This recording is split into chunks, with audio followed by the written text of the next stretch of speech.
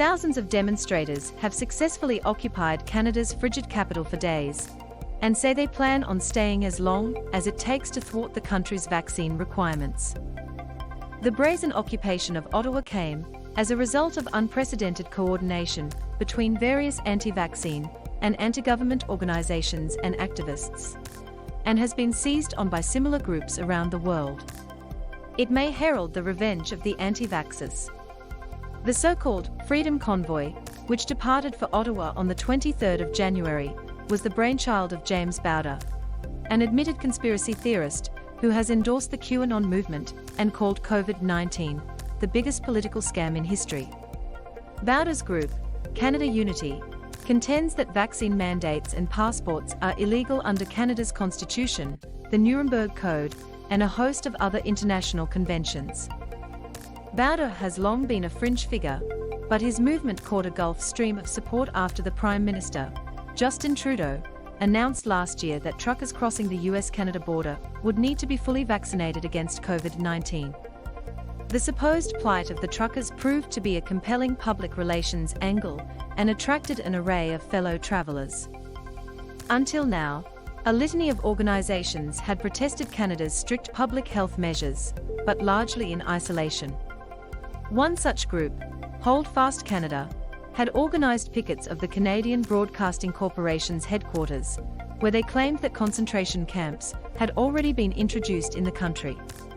Another group, Action for Canada, launched legal challenges to mask and vaccine mandates. In one 400-page court filing, they alleged that the false pronouncement of a COVID-19 pandemic was carried out, at least in part, by Bill Gates and a New World Economic Order to facilitate the injection of 5G-enabled microchips into the population. Both groups are listed as participating groups on the Canada Unity website and sent vehicles and personnel to join the convoy. Other organizers joined Bauder, including Chris Barber, a Saskatchewan trucker, who was fined $14,000 in October for violating provincial public health measures, Tamara Litch, an activist for a fringe political party advocating that Western Canada should become an independent state, Benjamin Dicta, who has warned of the growing Islamization of Canada, and Pat King, an anti-government agitator, who has repeatedly called for Trudeau to be arrested. Since they have arrived in Ottawa, the extreme elements of the protest have been visible. Neo-Nazi and Confederate flags were seen flying, QAnon logos were emblazoned on trucks and signs, and stickers were pasted to telephone poles around the occupied area bear Trudeau's face, reading, "Wanted for crimes against humanity." The official line from Bauder and his co-organizers, however, has remained focused. In a Facebook Live broadcast, Bauder instructed his supporters to stop talking about the vaccine and instead stick to message of freedom. Such strict message control has attracted mainstream support. Numerous members of the Conservative Party, Canada's official opposition, have come out to meet the protesters. Elon Musk and Donald Trump have both endorsed the convoy. Fox broadcasters Sean Hannity and Tucker Carlson have provided glowing updates on the continuing occupation. Bauder vowed the convoy would camp out in Ottawa until their demands are met, insisting to his followers that a memorandum of understanding would force the government's hand, possibly even triggering fresh elections, if enough people sign.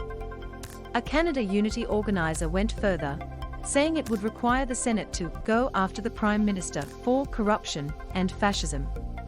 There is no legal basis for those claims. King has laid out a more direct plan of action to the occupiers. "What we want to focus on is our politicians, their houses, their locations," he said in a January Facebook stream.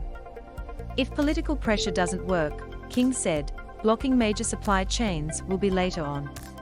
Soon after, the head of security for Parliament issued an extraordinary warning to members of Parliament to avoid the protest entirely, for their own safety. The occupiers have deliberately made life difficult for anyone in Ottawa's downtown core.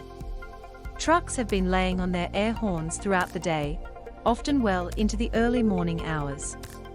An Ottawa court granted an injunction on Monday afternoon, ordering that the honking must cease.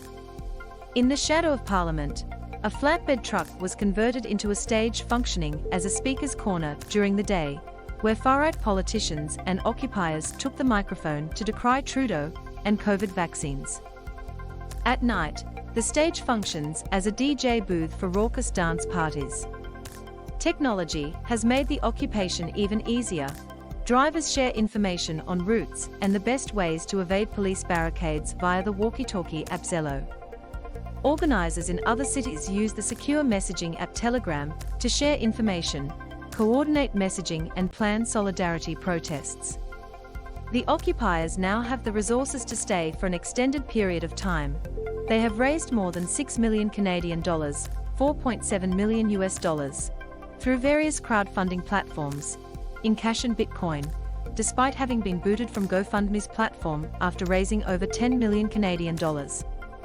The Ottawa occupation is proof that a few thousand determined protesters can overwhelm police and shut down major cities with enough vehicles and coordination. Solidarity convoys have shut down the busy Coots border crossing between Alberta and Montana, strained police resources in Toronto and Quebec City, and activists as far away as Helsinki, Canberra, London and Brussels have taken note. On the convoy channels, protesters warn this is just the beginning.